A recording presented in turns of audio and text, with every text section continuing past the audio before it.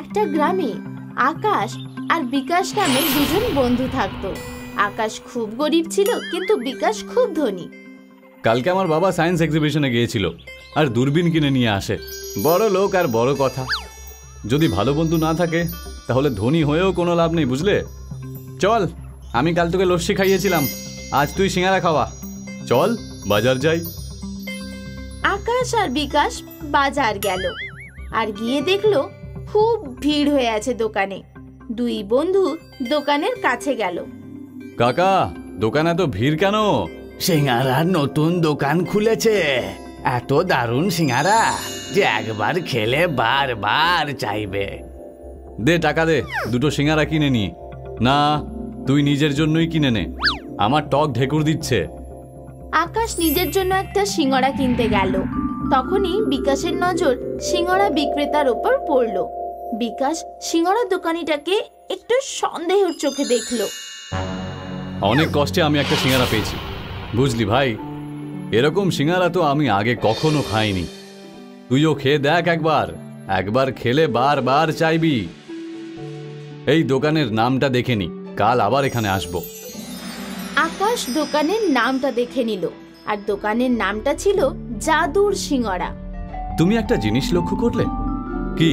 প্রত্যেকটা মানুষই সিঙ্গারার প্রশংসা করছে আর বলছে যে একবার খেলে বারবার চাইবে। আমার তো এই জাদুর সিঙ্গারায় কিছু গন্ডগোল মনে হচ্ছে। ওই সিঙ্গারা দোকানিটিকে দেখেও আমার একটু সন্দেহ হচ্ছে। গোয়েন্দাগিরি নোবেল পড়ে পড়ে তোর মাথা খারাপ হয়ে গেছে। চল বাড়ি যাই, অন্ধকার হয়ে গেছে আর বৃষ্টিও আসতে পারে, বুঝলি? আকাশ আর বিকাশ নিজের বাড়ি চলে গেল। পরের দিন আকাশ যখন সকালে উঠল, ওঠার সাথে সাথেই তার সেই জাদুর সিঙ্গারার দোকানের সিঙ্গারা খাওয়ার খুব ইচ্ছে হলো। আকাশদের খাট তৈরি করার পারিবারিক ব্যবসা ছিল। খোকা, রামপাল নিজের খাটটা দিয়ে গেছে, ওতে একটু বেশি দড়ি দিতে হবে। হ্যাঁ বাবা। আকাশ খাট বুনতে শুরু করলো, কিন্তু নিজের কাজে ও মন লাগাতেই পারছিল না। বাবা, আমি সিঙ্গারা খেতে যাচ্ছি, এক্ষুনি আসছি। 2-3 দিন তো আকাশের বাবা আকাশকে কিছু বলেনি, কিন্তু তারপর একদিন যখন আকাশ সকাল সকাল সিঙ্গারা খেতে যাচ্ছিল, তখন তার বাবা তাকে আটকালো। এই রোজ রোজ তুই কি সিঙ্গারা খেতে যাস? হ্যাঁ, পেটটা একেবারে খারাপ করে ফেলেছিস তুই নিজের, বুঝতে পারিস না? আগে তো তুই কখনো এত সিঙ্গারা খেতিস না, কিন্তু দেখছি গত 2-3 দিন ধরে তুই সীমা ছাড়িয়ে যাচ্ছিস। আজ আমি তোকে যেতে দেব না। কিন্তু বাবা, আমি সিঙ্গারা না খেয়ে থাকতে পারবো না। আকাশের বাবা আকাশের হাত ধরে নিল, কিন্তু আকাশ তাও থামলো না। গ্রামবাসীরা, আমার ছেলে পাগল হয়ে গেছে, একে আটকাতে আমাকে একটু সাহায্য করো। আকাশের বাবা আকাশকে ধরে রাখলেন। বাবাকে আর এক লোক ধরলেন, আবার সেই লোকটাকে অন্য আরেকজন ধরলো, অন্য একজনকে আরো একজন, আরেকজনকে আরো একজন ধরলো। এইভাবে পুরো একটা চেন তৈরি হলো। আকাশ নিজের বাবার হাত ছাড়িয়ে পালিয়ে গেল। পুরো চেনটা একেবারে ভেঙে পড়ে গেল। আকাশ ওই দিন গিয়েও সিঙ্গারা খেলো। পরের দিন আকাশের বাবা বিকাশের বাড়ি গেল। বিকাশ বাবা, কে জানে আকাশের কি হয়ে গেছে। বাজারে জাদুর সিঙ্গারা নামে যে নতুন দোকানটা খুলেছে, বারবার ওই দোকানের সিঙ্গারা খেতে যায় ও। আপনি চিন্তা ছেড়ে দিন কাকু, আমি সব কিছু সামলে নেব। সেদিন যখন রাতে সিঙ্গারা দোকানের মালিক দোকান বন্ধ করে নিজের বাড়ি ফিরছিল, তখন বিকাশ ওকে দূরবীন দিয়ে দেখলো। বিকাশ দোকানের মালিকের পিছু নিল। খুব শিগগির আমাদের গ্রামের লোকেদের আমাদের সিঙ্গারা খাওয়ার নেশা হয়ে যাবে, তখন আমরা খুব ধনী হয়ে যাব। গ্রামের লোকেরা মূর্খ, জানেই না যে তুমি একজন কেমিস্ট আর সিঙ্গারাতে নেশার জিনিস মেশাও, আর তারপর লোকেদের সিঙ্গারা খাওয়ার নেশা হয়ে যায়। আসতে বলো, কেউ শুনে ফেললে মারা পড়বো। বিকাশ সব কথা শুনে ফেলল। পরের দিন বিকাশ কিছু গ্রামবাসীদের নিয়ে জাদুর সিঙ্গারার দোকানে পৌঁছে যায়। কি হয়েছে? তোমরা এখানে কেন এসেছো? এটা আমরা তোমাকে পরে বলবো। প্রধান কাকু, আপনি আগে একটা সিঙ্গারা খান। প্রধান কাকু সিঙ্গারা খেলেন। এখন আমার আরো সিঙ্গারা খাওয়ার ইচ্ছা করছে। সত্যি করে বলো, তুমি তোমার সিঙ্গারাতে কি মেশাও? আলু আর মশলা ছাড়া আমি কিছুই মেশাই না নিজের সিঙ্গারায়। সত্যি কথা বলে দাও, না হলে আমি এক্ষুনি পুলিশকে ডেকে আনবো। পুলিশের নাম শোনা মাত্রই দোকানের মালিক ভয় পেয়ে গেল আর সবকিছু স্বীকার করে নিল। আমাকে ক্ষমা করে দাও, নিজের বিক্রি বাড়ানোর জন্য আমি সিঙ্গারাতে নেশার ওষুধ মেশাতাম, যাতে লোকেদের সিঙ্গারা খাওয়ার নেশা হয়ে যায় আর লোক যেন বারবার আমার দোকানে সিঙ্গারা খেতে আসে। বিকাশ সঙ্গে সঙ্গে পুলিশকে ফোন লাগায়। পুলিশ এসে ওই কেমিস্টকে গ্রেফতার করে নেয়।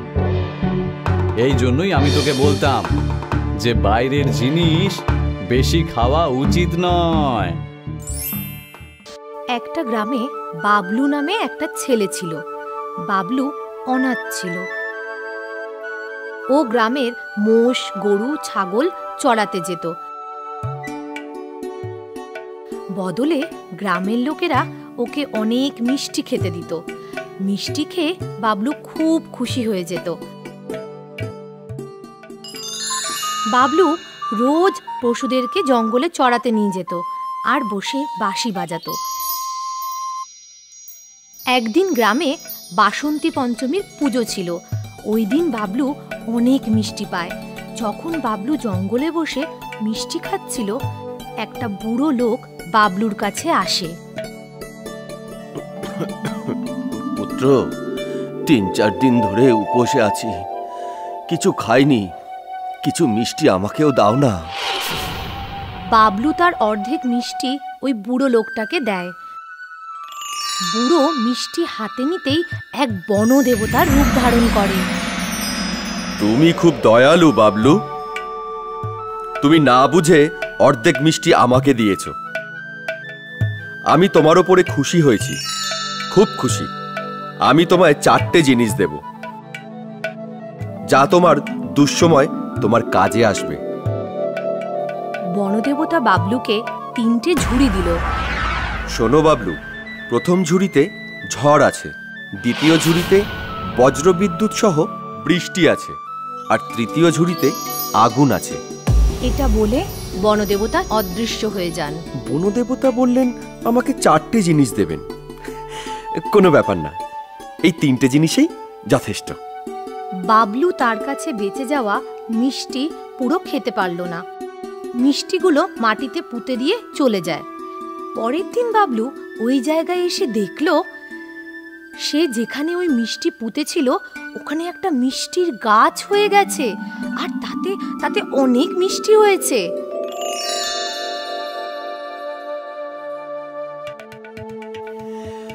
বাবা, মিষ্টির গাছ, মনে হচ্ছে বনদেবতার 4র্থ বর এটা। বাবলু গাছে চড়ে আর মিষ্টি খেতে শুরু করে। ওই সময় জঙ্গলে এক বুড়ি রাক্ষসী যাচ্ছিল। সে বাবলুকে দেখতে পায়।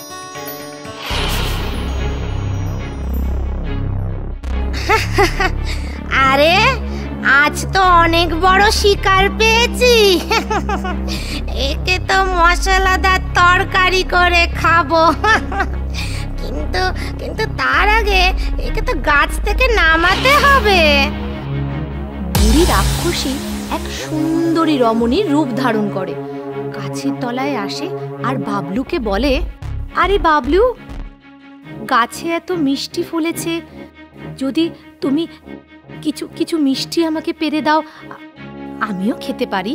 ঠিক আছে, আমি মিষ্টি নিচে ফেলছি, তুমি খেয়ে নাও। আরে বাবা, তুমি যদি মিষ্টি নিচে ফেলো, মিষ্টি তো নোংরা হয়ে যাবে। তাহলে তুমি তোমার আঁচল পাতো, আমি তার মধ্যে ফেলে দিচ্ছি। আমার আঁচল তো নষ্ট হয়ে যাবে, তার থেকে গন্ধও বেরাবে। কিছু মিষ্টি নিয়ে তুমি নিচে এসে দাও না আমায়। বাবলু বুড়ি রাক্ষসীর মতলব না বুঝে নিচে চলে আসে। তক্ষুনি রাক্ষসী নিজের আসল রূপ ধারণ করে নিল আর বাবলুকে একটা বস্তাতে ভরে নিল। ও বাবলুকে বস্তায় ভরে নিজের বাড়ি নিয়ে গেল। শোন চন্দা, এই বস্তায় আমি শিকার ধরে এনেছি। প্রথমে ওকে বেঁধে ওর মাথাটা কেটে দিবি, আর আর ভালো করে মশলা দিয়ে তরকারি বানাবি। আমি স্নান করে আসছি। বুড়ি রাক্ষসী স্নান করতে চলে যায়। মেয়েটি যখন বস্তাটা খুলল তখন দেখলো বস্তায় বাবলু নামে একটা সুন্দর ছেলে আছে। মেয়েটি বাবলুর ওপর খুব দয়া হয়। দুজনের মধ্যে কিছুক্ষণ কথাবার্তা হয়। এই রাক্ষসী আমার কেউ না। অনেক বছর আগে গ্রাম থেকে আমার মাকে ধরে আনে। ওই সময় আমি আমার মায়ের পেটে ছিলাম। এখানেই আমার জন্ম হয়েছে। রাক্ষসী আমার মাকেও খেয়ে নিয়েছে, আর আমাকে ওর এখানে গোলাম বানিয়ে রেখেছে। ও আমায় দিয়ে ঘরের সব কাজ করায়। বাবলু আর চন্দা দুজনে মিলে রাক্ষসীর ঘর থেকে পালিয়ে যায়। রাক্ষসী যখন স্নান করে এসে ফিরে তখন দেখে চন্দা আর বাবলু দুজনেই উধাও। মনে হচ্ছে দুজনে মিলে পালিয়েছে। রাক্ষসী ওদের পিছু পিছু যেতে থাকে। চন্দা পিছনে ফিরে দেখে রাক্ষসী তো আমাদের পিছনে আসছে। এখন আমরা কি করব? বাবলুর বনদেবতার দেওয়া সেই 3টে ঝুড়ির কথা মনে পড়ে যায়। তুমি চিন্তা করো না, আমি এক্ষুনি ওকে এখান থেকে তাড়িয়ে দেব। বাবলু সবার আগে ঝড়ের ঝুড়িটা নিল, কিন্তু তেজি রাক্ষসী ঝড়েও হার মানল না। সে তাও ওদের পিছনে দৌড়াতে শুরু করলো। মনে হচ্ছে এইভাবে হবে না। আবার বাবলু বর্ষা আর বিদ্যুতের ঝুড়িটা নিল। রাক্ষসী আঘাত পেল, কিন্তু সে আবার ওদের পিছন করা শুরু করলো। বাবলু আর চন্দা পালাতে পালাতে গ্রামে পৌঁছালো।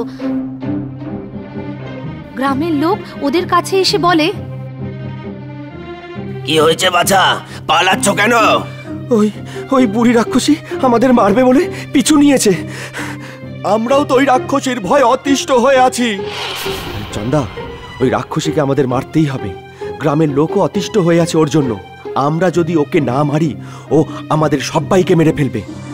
বাবলু আগুনের ঝুড়িটা নিল, আর রাক্ষসী তাতে জ্বলে পুড়ে ছাই হয়ে গেল। তখন গ্রাম প্রধান সেখানে পৌঁছায়।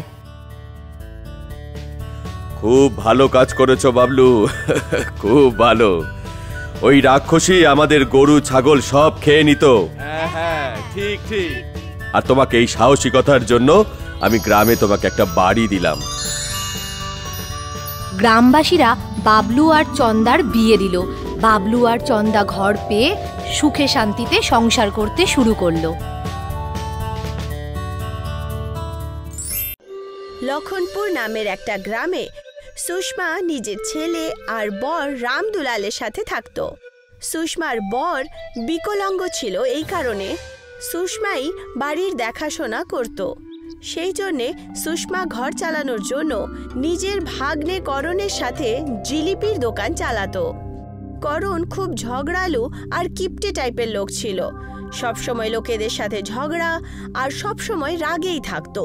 ও নিজের মামার সমস্ত জমি আর ঘরবার নিতে চাইছিল। বাবু করণ, যাও গিয়ে দোকান খোলো, আমি অন্য কাজে ব্যস্ত আছি। আমি কোনো কাজ করব না। তুমি মাইমা হয়ে আমাকে দিয়ে সব কাজ করাও, তোমার লজ্জা করে না? আমি তোকে পাহাড় ভাঙতে তো বলিনি না, ব্যাস এইটুকুই বলেছি যে দোকান খুলে দে। করণ ওখান থেকে রাগের চোটে দোকান খুলতে চলে যায়।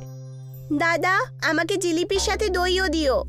এটা নিয়ে তুমি 3 বার এসেছো, বারবার দই চাও তুমি আমার কাছে। যাও, আমি তোমাকে আর দেব না। তাহলে তুমি কি আমার সাথে ঝগড়া করতে চাও? তোমার তো এটা রোজকার কাজ। ওই দুজনের মধ্যে ঝগড়া হচ্ছিলই যে তক্ষুনি সুষমা চলে আসে। আন্টি, এই দেখুন ও আমার সাথে কিভাবে ঝগড়া করছে। এখানে দাঁড়িয়ে থাকলে আমি পাগল হয়ে যাব। আমি এবার যাই, এখানে আমি একদম থাকবো না। করণ ওখান থেকে ঝগড়া করে চলে যায়। সুষমা একাই সারা দিন দোকান চালায়, আর রাত্রিবেলা ক্লান্ত হয়ে নিজের বর রামদুলালের কাছে এসে সমস্ত কথা বলে। তুমি ওকে বোঝাও না কেন? আমি জানি সুষমা, আমি ওর সাথে একবার কথা বলে দেখছি। হ্যাঁ, করো, আর তাড়াতাড়ি করে নিও। দিনের পর দিন ওর ভবিষ্যৎ খারাপই হয়ে যাচ্ছে। রামদুলাল করণকে আওয়াজ দিয়ে ডেকেই ছিল যে করণ অর্ধেক রাত্রিবেলা নিজের বন্ধুদের সাথে ঘোরাফেরা করতে চলে যায়। আমি আমার ভাগের খাবারটা খেয়ে নিয়েছি। আমি এখন আমার বন্ধুদের সাথে রাত্রে পার্টি করতে যাচ্ছি। সকালে দেখা হবে, না হলে বিকেলে আসবো। তাই আমাকে নিয়ে চিন্তা করো না তোমরা। দেখলে তো তুমি, আজও দোকান আমিই খুললাম আর কালও আমাকেই খুলতে হবে। দ্বিতীয় দিন করণ অনেক রাত্রিবেলা ফেরে নিজের মামা রামদুলালের সমস্ত জমির কাগজপত্র নিজের নামে করার জন্য। মামা, এই নাও, এর উপর একটা সাইন করে দাও। আমার পরীক্ষার রেজাল্ট এটা। আচ্ছা, দাও দাও, কই দেখি। আমি এক্ষুনি আঙুলের ছাপ দিয়ে দিচ্ছি ওতে। এর মধ্যেই ওখানে সুষমা চলে আসে আর ওর হাতে জমিনের কাগজপত্র দেখে ফেলে। দাঁড়াও, এটা তুমি কি করছো? আমি করণের কলেজের কাগজের উপরে ছাপ লাগিয়ে দিচ্ছি। এগুলো কলেজের কাগজ নয়, বরং আমাদের সম্পত্তির কাগজপত্র। কি বললে তুমি? আরে আর একটু লেট করে এলে কি হতো তোমার? সুষমা আর রামদুলাল দুজনেই করণের ব্যবহারের কারণে খুব অস্থির হয়ে ওকে বাড়ি থেকে তাড়িয়ে দেয়। আর সুষমা একাই জিলিপির দোকান চালাতে শুরু করে। এখন থেকে আমি একটু তাড়াতাড়ি এসে একটু লেটই যাব, এর কারণে আমি বেশি লাভ রোজগার করব। সুষমা সারা দিন পরিশ্রম করে নিজের জিলিপির দোকান চালাচ্ছিল। এই দোকানের 12টা বাজাতে হবে। এই মাইমার জন্যই আমি আমার জমিটা ফেরত পেলাম না। যদিও না থাকতো তাহলে আমি সমস্ত দোকান আর বাড়ির মালিক হয়ে যেতাম। একটা কাজ করি, জিলিপির ভেতরে নষ্ট হয়ে যাওয়া দুধের পনির মিশিয়ে দেব, তাহলে জিলিপিগুলো নষ্ট হয়ে যাবে। করণ একটা প্ল্যান বানালো। করণ ফাটা দুধের তৈরি একটা পনির জিলিপির বড় বালতিতে ফেলে দিল। দিদি, আমাকে গরম গরম জিলিপি দাও না। দাঁড়াও, এক্ষুনি গরম গরম বানিয়ে দিচ্ছি। সুষমা না জেনেই ওই পনিরে মিক্স করা জিলিপি দিয়ে দিল, যেটা লালের জায়গায় পুরো সাদা ছিল। এটা কি আর কি করলেন দিদি? আমি তো গরম গরম জিলিপি চেয়েছিলাম, আর আপনি আমাকে এই মিষ্টি পনির খাওয়াচ্ছেন। এটা শুধু জিলিপির মতো দেখতে, কিন্তু জিলিপি থোড়েই না।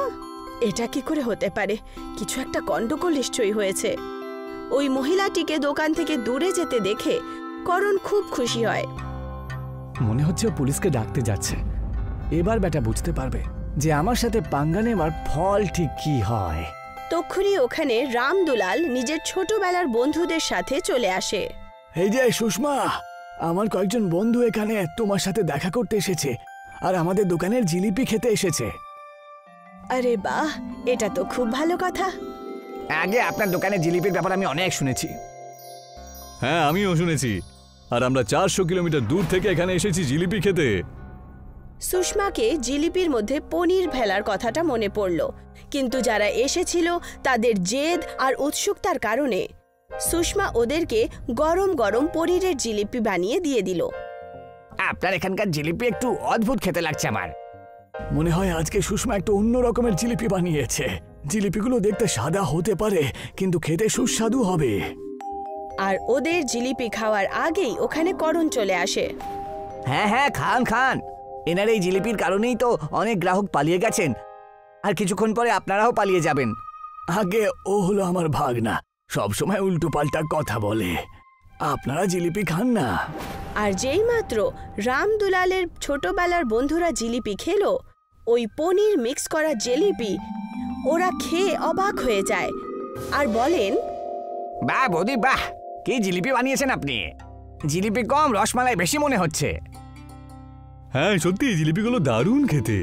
আজ থেকে আপনি আপনার এই দোকানের নামটা পাল্টে দিয়ে পনির জিলিপি নাম দিয়ে পনির জিলিপি নামটা রাখুন, তারপর দেখবেন অনেক বেশি লাভ হবে। কি সত্যি? আমি তো জানতাম না এসব কি করে হলো। কি বললেন আপনি? জিলিপি খেতে ভালো লাগছে? করণ ওদের কথায় বিশ্বাস করতে পারল না, আর ও নিজেরই মিশিয়ে দেওয়া পনিরের জিলিপি নিজেই খেতে লাগলো। যেই মাত্র জিলিপি খেলো ওর ভালো লাগলো। আর এটা তো সত্যি দারুণ খেতে, কিন্তু সবাই মাইমার প্রশংসা কেন করছেন? এই পনির জিলিপি আমি তৈরি করেছি, কারণ এর মধ্যে পনির তো আমিই মিশিয়েছিলাম। এবার দেখলে তোমরা আমার কামাল। সুষমা সব কথা বুঝে গেছিল। তক্ষুনি ও বলল, তুই চাইতি যে আমাদের জিলিপির দোকান বন্ধ হয়ে যাক আর আমরা রাস্তায় চলে আসি, তাই না? সুষমা, এইসব আলোচনা অতিথিদের সামনে আমাদের করা উচিত নয়। আর যেই মাত্র সমস্ত আত্মীয়রা চলে গেল, করণ নিজের মামা রামদুলালকে বলল, মামা, তুমি আমাকে জমি জায়গা কিছুই দিলে না। আমি শুধু এইটুকুই চাই যে আপনি আমাকে এই দোকানটা দিয়ে দিন, আর এখন থেকে আমি এখানে পনির জিলিপি বানাবো। আমাদেরকে দোকান দেওয়ায় কোনো অসুবিধা নেই, কিন্তু তুমি কি দোকান ভালো করে চালাবে? তুমি সে নিয়ে চিন্তা করো না। যদি আমি দোকান ভালো করে চালাতে না পারি তাহলে তুমি এসে দোকানটা কেড়ে নিও। আচ্ছা ঠিক আছে, আমরা এমনটাই করব। করণ দিন রাত পরিশ্রম করে নিজের পনিরের জিলিপির দোকানে কাজ করতে থাকে, কিন্তু করণের বন্ধুরা, যাদের সাথে ও রাত দিন ঘোরাফেরা করত, তারা এই কথায় একদমই খুশি ছিল না। আর ওদের মধ্যে একটা ভালো বন্ধু ওকে এসে বলল, চল করণ, যাই আমরা। তোদের সঙ্গে আমি আর যেতে পারবো না, আমাকে আমার দোকানটা সামলাতে হবে যে। মামা মাইমা ভরসা করে আমাকে দোকানটা দিয়ে দিয়েছে। করণের কথা না মানায় ওর বন্ধুরা ওর ওপরে রেগে যায়, আর ওরা তার দোকানকে নিয়ে দুষ্পরিকল্পনা করে, আর একজন বাবার সহায়তা নিয়ে ওর দোকানের ওপর টোটকা মানে কালো জাদু করে দেয়। করণের দোকানে না হওয়ার কারণে ও বাবার দেওয়া তাবিজ পনির জিলিপির দোকানে টাঙিয়ে দেয়। এবার হবে আসল খেলা। যখন আমরা নষ্ট হয়েছি একসাথে, তাহলে ও কেন একা উন্নতি করবে? এই মাদুলিটা কিসের? হয়তো সুষমা এখানে রেখেছে, আমি এটা আমার হাতে বেঁধে নিই। আর যেই মাত্র রামদুলাল ওই তাবিজ নিজের গলায় বাঁধল, তক্ষুনি ও হুইল চেয়ার থেকে দাঁড়িয়ে পড়ল। মানে ওই কালো জাদুর কারণে উনি একদম ঠিক হয়ে গেলেন, আর উনি আবার হাঁটতে শুরু করলেন। এ কি, আমি তো হাঁটতে পারছি, আমার পা দুটো ঠিক হয়ে গেল। এই মাদুলিতে জাদু আছে। হায় ঈশ্বর, আপনাকে কোটি কোটি ধন্যবাদ। ওখানেই দূরে দাঁড়িয়ে থাকা করণের বন্ধু সবকিছু দেখছিল, আর দেখে ও খুব অবাক হলো। আর তারপর ওই বাবার কাছে গেল। বাবা ওকে বলল, তুমি এটা চিন্তা করলে কি করে যে তোমাদের মতন পাজি ছেলেদের আমি এইভাবে সাহায্য করব? অনেক বছর আগেকার একটা ঘটনা। ওই দোকানের একটি মেয়ে আমার খিদে মিটিয়েছিল, আমাকে জিলিপি খাইয়েছিল, সেই জন্য আমি এই উপকার করেছি। এখন থেকে যে ওর দোকানের পনির জিলিপি খাবে, সে সবসময় খুব ভালো থাকবে, আর তার রোগও ঠিক হয়ে যাবে। আমাকে ক্ষমা করে দিন সাধু বাবা, আমার মনের মধ্যে পাপ ঢুকে গেছিল। আর সেরকমই হলো। ওনার জাদুই পনির জিলিপি প্রচণ্ডভাবে প্রসিদ্ধ হলো। করণের পরিশ্রমের কারণে ওর মামা মামিও ওর ওপর গর্বিত ছিল। এখন সবাই একসাথে মিলেমিশে থাকতে শুরু করে। দমাদমপুর গ্রামে রাজেশ তার স্ত্রী রেখার সাথে থাকতেন। রাজেশ নিজের ছেলে পুনিতের সাথে সিঙ্গারার দোকান চালাতেন। রাজেশের সিঙ্গারার দোকানের সামনে তার ছোটবেলার বন্ধু মুন্নার মাটির ভাঁড়ের চায়ের দোকান ছিল। রাজেশ মুন্নার কাছে সব সময় দেখা করতে যেত। কি খবর মুন্না, তোমার এই ভাঁড়ের চায়ের দোকান এত দেরি করে খুললে কেন আজকে? আরে এর কারণে যে আমাকে আমার বউয়ের বাজে চা খেতে হলো। ক্ষমা করে দাও কীর্তন দাদা, আমার শরীরটা একটু খারাপ ছিল, সেই জন্য দোকানটা খুলতে আমার একটু দেরি হলো। আরে তাহলে ডাক্তারবাবুকে দেখিয়ে ওষুধ নাও, আর আজকে একটু রেস্ট করো। আরে শরীর না থাকলে কিছু হবে? আগে আমি ওষুধ নিয়ে নিয়েছি, কিন্তু আজকে কি ব্যাপার, কোনো গ্রাহক দেখতেই পাচ্ছি না। আরে কি করে হবে, প্রণীত যে আজকে নিজের বন্ধুর বিয়েতে গেছে গো। দোকানে সিঙ্গারা তো ওই বানায়, তাই যখনই ও আসবে তখন দোকানে আবার সিঙ্গারা বানিয়ে আবার বিক্রি করবে। ততক্ষণে ওখানে প্রণীত চলে আসে। মুন্না কাকা, একটা চা দিন না, একটু তাড়াতাড়ি দিন, কারণ দোকানে মিষ্টি তৈরি করতে যেতে হবে। একটা কাজ করো, তুমি গিয়ে সিঙ্গারা তৈরি করা শুরু করো, আমি তোমার দোকানে পাঠিয়ে দেব। হ্যাঁ, এটা ভালো হবে। আচ্ছা তাহলে তুই যা, আমি নিয়ে আসছি। প্রণীতের যাওয়ার পর মুন্না রাজেশকে বলে, আপনার ছেলেটা কিন্তু খুবই পরিশ্রমী, সারাদিন দোকান চালায়, খুব পরিশ্রম করে ও। এই কথাটা আমি খুব ভালোই জানি। চাটা এবার দাও, আমি নিয়ে যাই, তোমার সাথে বিকেলে দেখা করব, দিয়ে গল্প হবে খুব।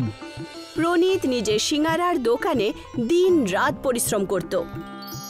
সারা দিন সিঙ্গারা বানিয়ে ওগুলো বিক্রি করার কাজ করত। কিন্তু এই ব্যাপারে প্রণীতের বন্ধু মংলু খুব হিংসে করত, কারণ তার সিঙ্গারার দোকান খুব ভালোই চলছিল, আর মংলুর মিষ্টির দোকান সব সময় খালিই থাকত। বাবু মংলু, কোথায় আছিস? এই দেখ, প্রণীত তোর জন্য সিঙ্গারা পাঠিয়েছে। আগে আমি এক্ষুনি আসছি। আরে এর কি দরকার ছিল? আমি ওর কাছে গিয়ে দেখা করে নিচ্ছি। মংলু সঙ্গে সঙ্গে প্রণীতের দোকানে যায়। মনে হচ্ছে ভালোই কেনাবেচা হচ্ছে। ফ্রিতে সিঙ্গারা বিক্রি করছো? আরে না না, সেরকম কোনো ব্যাপার না। আসলে আজকে কয়েকটা সিঙ্গারা একটু বেশি তৈরি করেছিলাম, তাই ভাবলাম তোমাকে দিয়ে দিই। আমি সব জানি, তুই এইসব ইচ্ছে করেই করিস আমাকে নিচু করার জন্য। তোর সিঙ্গারার দোকান আমার মিষ্টির দোকানের থেকে বেশি ভালো চলে, সেই জন্য। আরে আমি এরকম করতে চাই না, তুমি ভুল ভাবছো। এই চুপ কর তো, আর নিজের কাজ কর। মংলু প্রণীতের দোকানে ওর সাথে ঝগড়া করার পর ওখান থেকে চলে যায় আর গিয়ে একটা জঙ্গলে গিয়ে বসে পড়ে। এই ব্যাটা প্রণীতটা নিজেকে কি মনে করে? মানছি ভালো সিঙ্গারা তৈরি করে, কিন্তু আমার মিষ্টিও তত খারাপ নয়। ওর একটা ব্যবস্থা করতেই হবে। মংলু নিজের মনেই কথা বলছিল, তক্ষুনি ওখানে গোলু চলে আসে, যে ওই গ্রামের একজন চোর ছিল আর জেল থেকে কিছুদিন আগেই ছাড়া পেয়ে বেরিয়েছিল। আরে গোলু দাদা, তুমি জেল থেকে কবে ছাড়া পেলে? আর এখানে এই বাগানে কি করছো? আরে আমি গত সপ্তাহে এসছি, আর আমি চুরি করব না। এবার থেকে সাধারণ মানুষের মতন বাঁচবো। আরে সাধারণ জীবনে অনেক গন্ডগোল রয়েছে, বুঝলে? এমন কেন বলছো তুমি? কি হয়েছে তোমার? মংলু গোলুকে নিজের সমস্ত সমস্যা বলে দেয়, আর গোলু ওকে বলে, এই সামান্য ব্যাপার, যা গিয়েও সিঙ্গারার মধ্যে কিছু একটা মিশিয়ে দে, তাহলেই হয়ে গেল। মানে পেট খারাপ হওয়ার ওষুধ মিশিয়ে দে, তারপর দেখবি সারা গ্রামের লোক ওর সিঙ্গারা খেয়ে খালি জমির দিকে ছুটবে হাঁকতে, তখন খুব মজা হবে। এটা একটু বেশি বাড়াবাড়ি হবে না? দেখ, আমি তোকে উপায়টা বলে দিলাম, এবার তুই কি করবি না করবি তোর ব্যাপার। গোলুর কথাটা ঠিকই, আমি ও সিঙ্গারাতে ওষুধ মিশিয়ে ওর পুরো দোকানটা তুলে দিয়েই ছাড়বো। মংলু নিজের বাড়িতে সারা রাত সেই ভাবনাতেই ছিল, আর গোলুকে কিছু টাকা দিয়ে প্রণীতের সিঙ্গারার দোকানে গিয়ে ওষুধ মেলানোর জন্য বলে। আজকে মদের ব্যবস্থা তো হয়েই গেল, ওর সিঙ্গারাতে ওষুধ মিশিয়ে দেব, আর তারপর বিকেলে সেইটা পেটে ঢেলে শুয়ে পড়বো। একেই তো বলে জীবন। আহা, যেন স্বর্গ, দারুণ লাগছে। গোলু প্রণীতের সিঙ্গারার দোকানে গিয়ে ওষুধ ছিটিয়ে দেয়। সেই দিন সিঙ্গারার দোকানে অনেক বিক্রি হয়। লোকেরা দূর দূর থেকে এসে ওষুধ মেলানো সিঙ্গারা খেতে শুরু করে দেয়। দেখলে মা, আজকে আমাদের সিঙ্গারা খুব বিক্রি হয়েছে। ঈশ্বর আমাদের ওপর এইভাবে আশীর্বাদ করুক আর দোকানটা ভালো করে চলুক। দুজন কথা বলছিলই, তক্ষুনি কিছু লোক পেটের ব্যথা নিয়ে ওখানে চলে আসে। তো তুমি সিঙ্গারাটা কি মিশিয়ে দিয়েছো? আমার বাড়িতে সব জল শেষ হয়ে গেছে, বারবার আমাকে জমিতে যেতে হচ্ছে। তোমার সিঙ্গারা খুবই খারাপ ছিল। আমার পুরো পরিবার বাথরুমের চক্কর লাগাতে লাগাতে ক্লান্ত হয়ে গেছে। কি মিশিয়েছো তোমার সিঙ্গারার মধ্যে? আমি তো এমনিতেই পাতলা, তার উপরে পাতলা পায়খানা হতে হতে আরো পাতলা হয়ে গেছি। ওষুধওয়ালা সিঙ্গারা খেয়ে পুরো গ্রামের লোকেদের পেট খারাপ হয়ে গেছিল, আর এই সব কারণেই প্রণীতের সিঙ্গারার দোকান এখন চলা বন্ধ হয়ে গেল। আজকের পর থেকে তোমার দোকানে আর কেউ আসবে না, সবাই মিষ্টি খাবে, কেউ সিঙ্গারা খাবে না। প্রণীতের দোকান না চলার কারণে মংলুর মিষ্টির দোকান খুব ভালো চলতে শুরু করে। এই ব্যাপারে প্রণীত চিন্তিত হয়ে মুন্নার চায়ের দোকানে পৌঁছায়। কি আর বলি মুন্না কাকা, সবকিছু বেশ ভালোভাবেই তো চলছিল, আর আজ আমার কি অবস্থা হয়েছে দেখো। বাবা, এরকম তো জীবনে হতেই থাকে, আর উঁচু চিন্তাধারা। মুন্না কাকুর মুখে এই সাধারণ জীবনের কথা শুনে প্রণীত ওখানে নিজের বাবাকে ডেকে পাঠায়। বাবা, এখানে এসো, আমার কাছে আমাদের দোকানটা রক্ষা করার একটা উপায় রয়েছে। কি উপায় আছে বাবা? তুমি তো খুব ভালো খিচুড়ি বানাও। আচ্ছা, আমরা যদি এখন থেকে খিচুড়ির ব্যবসা করি, যাদের যাদের পেট খারাপ হয়েছে না, তারা যদি খিচুড়ি খায় ভালো হবে, আর তারা হালকা খাবারও খেতে পারবে, আর আমাদের যে ব্যবসাটা নষ্ট হয়েছে সেটাও ঠিক হয়ে যাবে, তাই না? বাহ বাছা বাহ, কি ভালো উপায় বের করেছিস, আমরা তাই করব। আচ্ছা, আমিও কি এর মধ্যে যুক্ত হতে পারি? আমি আমার ভাঁড়ে চা বিক্রি করবো এর মধ্যে।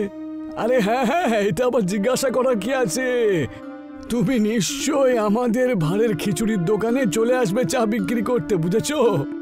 রাজেশ, মুন্না আর প্রনীত সেই দিনই নিজেদের কুল্লার খিচুড়ির দোকান খুলে দেয় আর রাজেশ খিচুড়ি বানিয়ে প্রনীতকে দেয়। প্রনীত ওগুলোকে মাটির ভাঁড়ে রেখে লোকেদের বিক্রি করতে শুরু করে। এসো এসো, ভাঁড়ের খিচুড়ি বিক্রি করো। যার যার পেট খারাপ হয়েছে এখানে চলে এসো আর এই খিচুড়ি খেয়ে যাও। প্রথম দিনে ফ্রিতে চিকিৎসা। হ্যাঁ বাচ্চা, প্রথম দিনে ফ্রিতে চিকিৎসা করে খুব ভালো করেছো। আজকে যদি কারোর পেট ঠিক হয়ে যায় তাহলে কাল থেকে আমাদের গ্রাহক বেড়ে যাবে। প্রথম দিনই ভাঁড়ের খিচুড়ি খুব বিক্রি হয়, তাদের গ্রাহকরাও খুব খুশি হয়। যেমন যেমন লোকেরা জানতে শুরু করে যে ভাঁড়ের খিচুড়ি খাওয়ার কারণে তাদের পেট পরিষ্কার হয়ে যাবে, তারা প্রনীতের খিচুড়ির দোকানে যেতে শুরু করে। আমাকে আমার পুরো পরিবারের জন্য খিচুড়ি প্যাক করো, আর এইবার একটু বেশিই দিও। দেখতে দেখতেই প্রনীত, মুন্না আর রাজেশের ভাঁড়ের খিচুড়ির দোকান খুব ভালো চলতে শুরু করে। দুজন বাবা ছেলে আর মুন্না ভাঁড়ের খিচুড়ির দোকান ভালো করে চালাতে শুরু করে। তোমাদের অশেষ ধন্যবাদ যে তুমি আমাকেও তোমাদের ভাঁড়ের খিচুড়ির অংশ করেছো। এটা তো আমাদের কাছে সৌভাগ্যের ব্যাপার যে আমাদের ওপরে যখন বিপদ এসে পড়েছিল তখন আপনি আমাদের সঙ্গে ছিলেন। এই সব কিছু দেখে গোলু আর মঙ্গলু নিজের মাথা পেটাতে শুরু করে। গোলু চুরির জন্য পুলিশ আবার ধরে ফেলে, আর মঙ্গলু নিজের ছোট্ট মিষ্টির দোকান আবার চালাতে শুরু করে, যেটা মোটেই চলতো না। এই গল্পটা হলো মথুরার লালনের। লালন একটা বড় কোম্পানিতে ঠিকাদারে চাকরি করত। লালন খুবই চালাক আর বুদ্ধিমত্তা ছিল আর নিজের স্ত্রী সোমলতার সাথে বাস করত। টিফিনটা দিয়ে দাও, আরে কাজে বেরোতে হবে, দেরি হয়ে যাচ্ছে। আরে আমি কখন কাজে যাব? যদি সবকিছু এইভাবেই চলতে থাকে তাহলে আমার একদিনের পয়সা অবশ্যই কেটে নেবে ওরা। ওফো, দিচ্ছি তো। আমার 4-5টা হাত থোড়েই না আছে যে আমি দেব না। নাও, নিয়ে যাও, ঠুসে ঠুসে খেয়ে নিও। আমি এই জন্যই বলি যে চাকরিটা ছেড়ে দাও আর আমার সাথে ব্যবসার কাজ করো, কিন্তু তুমি তো আমার কথাই শোনো না। আরে ব্যবসার কোনো ঠিকঠাক থাকে না, বুঝেছো? কাজটা ভালো, সেই জন্য সময় মতন আমরা মাসে মাসে মাইনে তো পেয়ে যাচ্ছি। এখন আমি কি করব? যেমনটা তোমার ঠিক লাগে। লালন নিজের কার্যালয়ের দিকে রওনা দেয় আর সেখানে গিয়ে সে দেখতে পায় যে অনেক ভিড় রয়েছে। আরে এত ভিড় এখানে কি হয়েছে? কি ব্যাপারটা কি? একটু গিয়ে দেখি তো। লালন সেখানে গিয়ে দেখে, তারপর সে লক্ষ্য করে যে ওখানে একটা বোর্ড লাগানো রয়েছে। কোম্পানিতে লোকসান হওয়ার কারণে সমস্ত কর্মচারীদেরকে বের করে দেওয়া হচ্ছে। তার মানে হলো যে আমাদের সবাইকে কাজ থেকে বের করে দিয়েছে।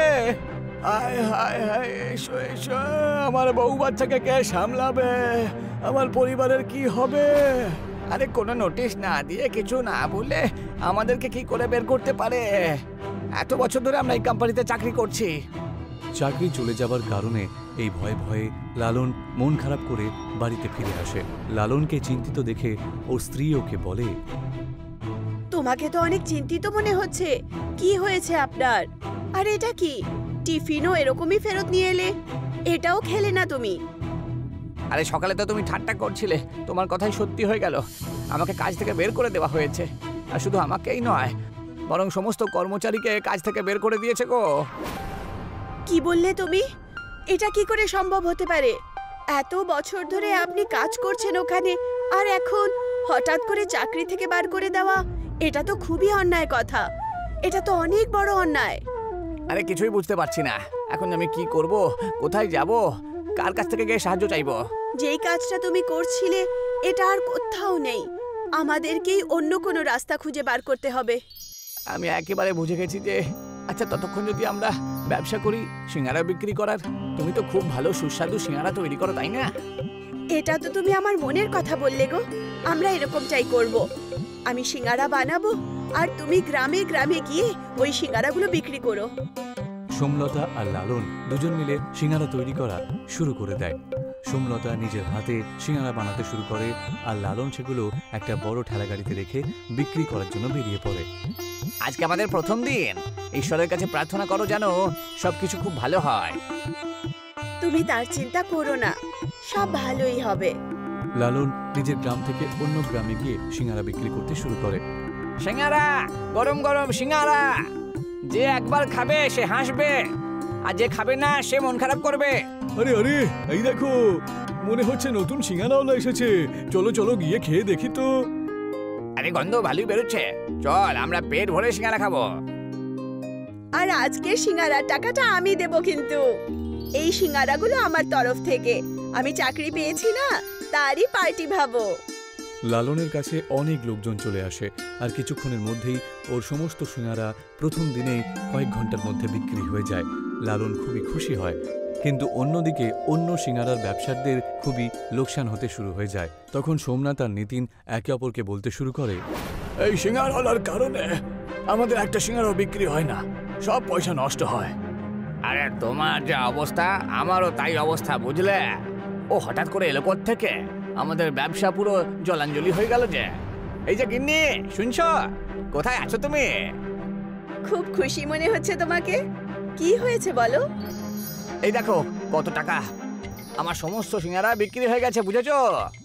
ঠিকই বলেছিলে তুমি, যদি কাজ করতাম তাহলে এত টাকা আমি কখনোই রোজগার করতাম না, বুঝেছো? এখন থেকে তুমি আমাকে আরো সিঙ্গারা বানিয়ে দিও, আমি সেগুলো সব বিক্রি করব, অনেক লাভ হবে আমাদের। হ্যাঁ, এটাও কোনো বলার কথা নাকি? আমি আরো বেশি আর আরো টেস্টি সিঙ্গারা বানিয়ে দিয়ে দেব। সমস্ত টাকা পয়সা লালন সোমলতাকে দিয়ে দেয়। পরের দিনের জন্য সোমলতা অনেক বেশি সিঙ্গারা তৈরি করে, আর সেগুলো নিয়ে গিয়ে লালন আবার সেই গ্রামে বিক্রি করার জন্য বেরিয়ে পড়ে, আর সেখানে ঠেলাগাড়ি নিয়ে সিঙ্গারা বিক্রি শুরু করে দেয়। এইভাবেই লালন কয়েকদিন কাটিয়ে ফেলে। তখন নিতিন আর সোমনাথ ঠিক করে যে এই লল্লনের বাচ্চাটা কিছু একটা করতে হবে। আমার কাছে একটা নেশার ওষুধ রয়েছে, ওর সিঙ্গারার মধ্যে সেগুলো মিশিয়ে দেব। তুমি সেগুলো নিয়ে চিন্তা করো না, আমি ওর সাথে গিয়ে কথা বলবো। প্রথমে ওর সিঙ্গারায় ওষুধটা তুমি তখন মিশিয়ে দিও। সোমনাথ আর নিতিন ওর দোকানের কাছে যায়। তখন সোমনাথ লালনের মনটা অন্যমনস্ক করে দেয়। এই যে লালন ভাই, এই দেখো ওখানে ওই গরিবের কামারের ওখানে মাটির জিনিসপত্র তুলে দিতে হবে, তুমি একবার যাবে? আমি একা পারবো না, চলো না একটু। আরে সোমনাথ দাদা, এটা আবার বলার কি আছে, চলো না, কুমার কাকার বয়সও হয়েছে তাই না? সোমনাথ লালনকে নিয়ে কুমার কাকার দোকানে চলে যায়, আর সেই সুযোগ বুঝে নিতিন নেশার ওষুধ ও সিঙ্গারাতে মিশিয়ে দেয়। এদিকে লালন ওখানে পৌঁছে দেখে যে সোমনাথ ওদের সাথে নেই। তখন কুমার কাকাকে সে জিজ্ঞাসা করে, এই যে কাকা, কি খবর তোমার? আমি শুনলাম যে তোমার নাকি অনেক ভারী জিনিসপত্র তুলতে চাও তুমি। আরে এই বয়স্ক দোকানে কি ভারী জিনিস থাকবে? তোমাকে কেউ বোকা বানিয়েছে। হ্যাঁ হতে পারে, সোমনাথ ভাই আমার সাথে ঠাট্টা করেছে, কিন্তু আপনাকে চিন্তিত মনে হচ্ছে কেন? কিছু হয়েছে নাকি? তখন ওই কাকা নিজের অবস্থার কথা বলে, তারপর বলে ওঠে, আরে অনেক দিন হয়ে গেল ঋণের দায়ে ভুগছি আমি, কতদিন খাবার খাইনি সেটাও মনে নেই আমার। আরে আর বলার কি আছে কাকা, এই নাও কয়েক কিছু টাকা দিলাম তোমাকে, যখন তোমার সময় হবে তুমি আমাকে ফেরত দিয়ে দিও।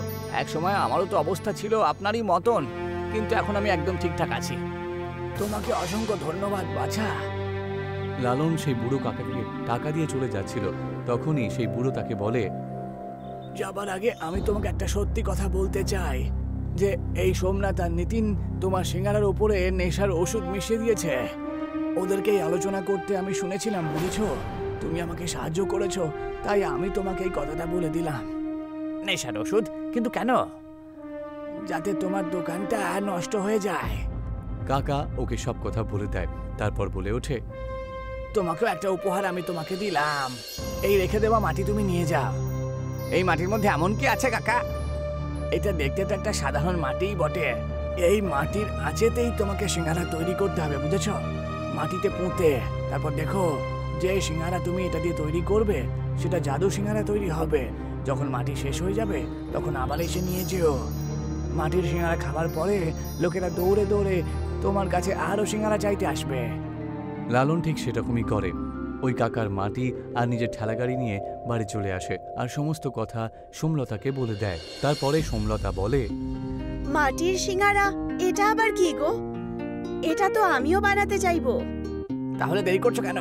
চলো আমরা এই জাদু মাটি দিয়ে জাদু সিঙ্গারা তৈরি করে দাও। সোমলতা সিঙ্গারার মধ্যে আলু আর মশলা ভরে তৈরি করে দেয়। লালন খাল কেটে ওই মাটিটা খালের মধ্যে পুঁতে দেয়, তারপর সিঙ্গারাগুলো তাতে পুঁতে দিয়ে কাঠে আগুন লাগিয়ে দেয়। আগুনের সেই গরম আঁচে সামোসা তৈরি হতে শুরু হয়ে যায়, আর তার গন্ধ চারিদিকে ছড়িয়ে পড়ে। সুগন্ধ তো খুব ভালো আর মজাদার। এই সিঙ্গারাগুলো নিশ্চয়ই টেস্টি হবে। আমি তো আর থাকতে পারছি না। জাদুর মাটির সিঙ্গারা খুব সুস্বাদু ছিল, আর সেই মাটির সিঙ্গারা নিয়ে লালন বিক্রি করতে যায়। মাটির সিঙ্গারা নিয়ে যাও, মাটির সিঙ্গারা। মাটির সিঙ্গারা আবার কি রে? চলো গিয়ে খেয়ে দেখি তো। আমিও গিয়ে খাবো। যেই সবাই শুনতে পায় মাটির সিঙ্গারার কথা, তখন সে সিঙ্গারা খাবার জন্য দোকানের সামনে অনেক লাইন লেগে যায়, আর লালনের অনেক বেশি বিক্রি শুরু হয়ে যায়। আর সেই বিক্রি হওয়ার কারণে নিতিন আর সোমনাথ দোকান বন্ধ করে বসতে হয়, আর লালনের জাদুর মাটির সিঙ্গারা খুব বেশি বিক্রি হতে শুরু হয়ে যায়, আর তার কারণে ওর পরিবার আনন্দে দিন কাটায়।